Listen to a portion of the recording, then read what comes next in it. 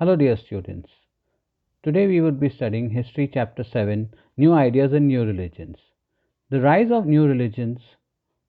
There were many causes that led to the rise of new religions. First, Vedic philosophy was primarily focused on expensive rituals and sacrifices performed by Brahmins priests. Now, during the Vedic period, the sacrifices and rituals were very expensive and they could be only performed by Brahmin priests. The practice of killing animals in the name of sacrifice was becoming a cause of harm to the agricultural economy as and their livelihood was being affected of the poor people as they used to use these animals for they to help them in the fields. Secondly, the Varna divided society was opposed by many people from the lower classes. Now, many people of the lower classes did not like the society being divided on the base of Varna because they were dominated by the Brahmins, and the Brahmins enjoyed special privileges. The people were not treated equally because the Brahmin enjoyed all the benefits. Thirdly, most of the religious literature was in Sanskrit and could not be understood by the common people.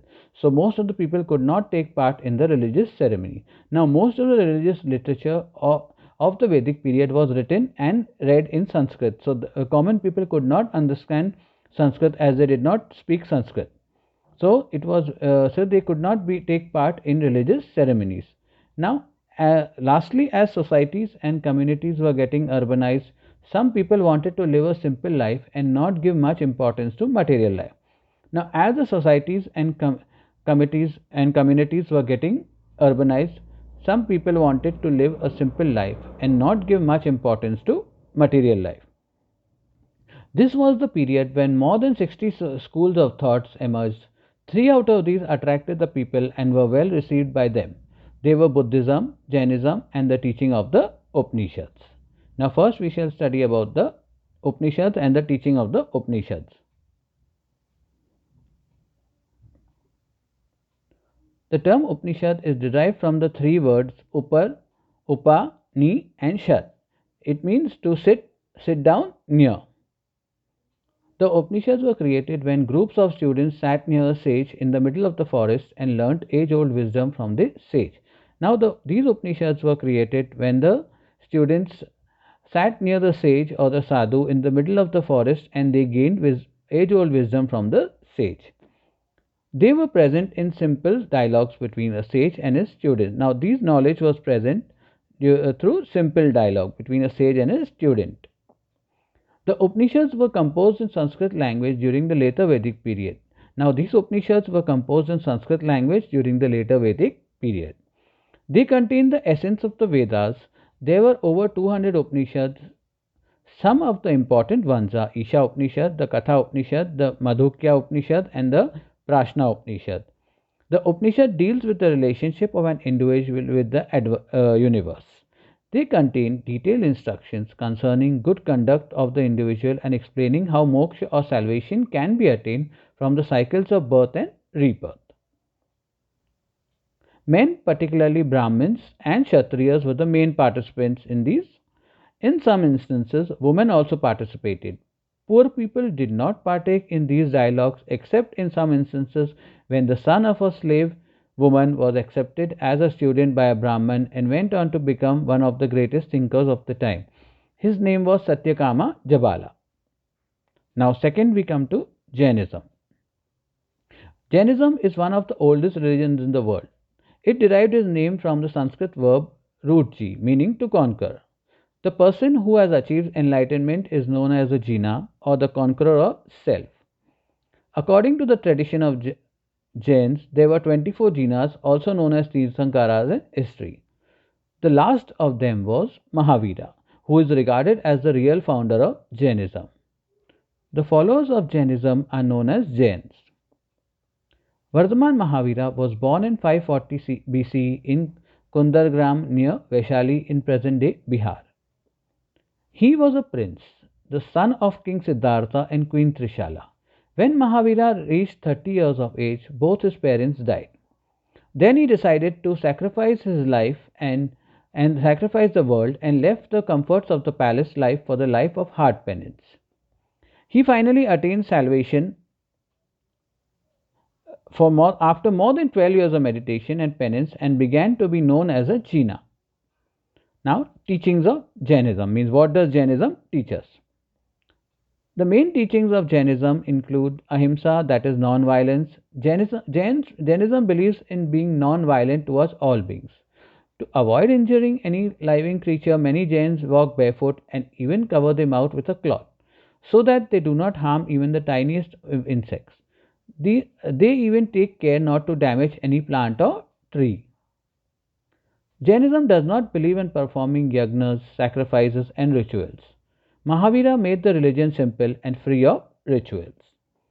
Jainism forbids class distinction. In Jainism, there is no class distinctions and it does not accept class system. It preaches equality of all human beings. Means according to Jainism, all human beings are equal. Jainism promotes simple living, a life free from material wealth. The followers have to give up everything that they own. Means Jainism promotes simple living, a life free of material wealth, in which the followers of Jainism have to give up all their wealth. The Jainism focuses on speaking the truth and not stealing. They believe that the actions of a person in the past decide the person's afterlife. Jains believe that you should always speak the truth and should not steal. And they believe that the action of a person in the past decide that the person's afterlife means what he will become after he is dead, after his rebirth. Jainism was difficult to follow as it had very strict rules. It was limited to a few sections of people. Farmers found it difficult because they had to kill insects during agricultural activities. However, this religion had the support of many traders. Now, Jainism literature. The Angas and the Purvas are some literary sources to study Jainism. Apart from these, Tamil and Kannada literature also deals with the religious beliefs of the Jains and serves the literary sources of the period. Many of the archaeological sources include Ellora caves in Maharashtra and the Dilwara temples in Mount Abu, Rajasthan. Now, the second religion we would be learning about is Buddhism. Buddhism began in India around 2500 years ago. The founder was Gautam Buddha, who was born around 566 BC in Lumbini near Kapilavastu, the border of present-day Nepal. Prince Siddhartha, as he was known before he became Buddha or the Enlightened One, belonged to the Shakya clan, as you have studied in the earlier chapters about different clans. His father was King Subodhna, the ruler of Kapilavastu, and his mother was Queen Maya.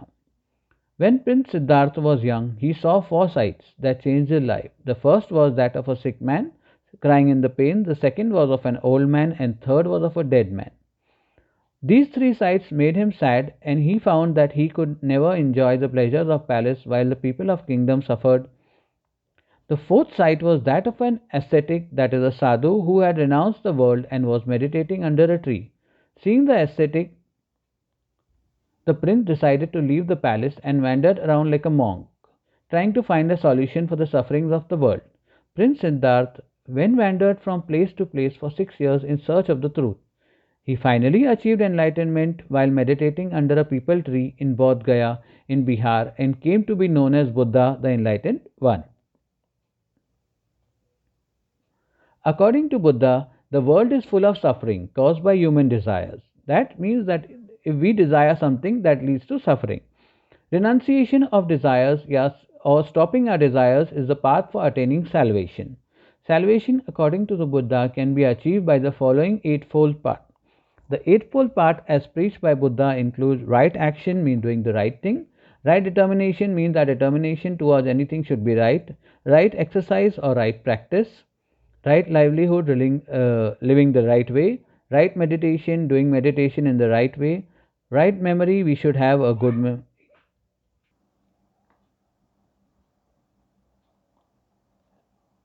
Right memory, and then right observation and right speech. Right speech means the right way of talking. Like Mahavira, Buddha also propagated the theory of ahimsa or non-violence. Now, the spread and growth of Buddhism. Buddhism was taught in Prakrit, which is the language of the ordinary people, so that everyone could understand the message of Buddha. The disciples of Buddha formed sanghas or associations and traveled from place to place to propagate or to spread Buddhism. As a result, many tradesmen and craftsmen became followers of this religion. Apart from India, Buddhism spread to many countries of Central Asia. In fact, Buddhism continues to be a popular religion in Japan, Korea, Thailand, and China. Buddhism became an important aspect of the Chinese life. Many scholars went to China, and Chinese monks came to India to learn Buddhism. Now, sources of Buddhism. The Triptika, a Sanskrit word which means three baskets, are the Buddhist scriptures. The three categories of the Triptika include the Sutra Pitaka, the Vinaya Pitaka, and the Abhidhamma Pitaka. These Pitakas contain the teaching of Buddha and tell us about his life. The Jataka tales contain stories regarding the previous birth of Buddha in both human and animal form. The archaeological sources to study Buddhism include the Buddhist viharas or monasteries and the Mahabodhi temple in Gaya. The early Buddhist monks lived in a cave, later viharas or monasteries were built for them. These monks lived and preached for their monasteries. Sangha and monasteries. Both Buddhism and Jainism stressed on the importance of giving up material wealth and property to attain happiness. These people who left their homes in search of happiness are called the Sangha. These people led simple lives. They meditated most of the times and begged for their food. They were encouraged to help each other and also to spread the message of Buddhism to the people. During the period when they did not travel, for instance during the rainy season, they retire in caves or in temporary houses built by their supporters. Eventually, they felt the need for some more permanent homes, and so monasteries or viharas were built. Now, ashramas. During the period when Buddhism and Jainism were becoming popular, the Brahmins devoted the system of ashrama which outlines special guidelines for Brahmins, Kshatriyas, and Vaishyas. According to the system of ashrama, life is divided into 4 stages. First, brahmacharya, the student life. Second, grihastha, the family life. Third, vanaprastha, when man contemplated or meditated in the forest. Sannyasa, when man gives up all worldly things and becomes a sannyasi. And this is the end of the chapter. Next I will continue with chapter number 8.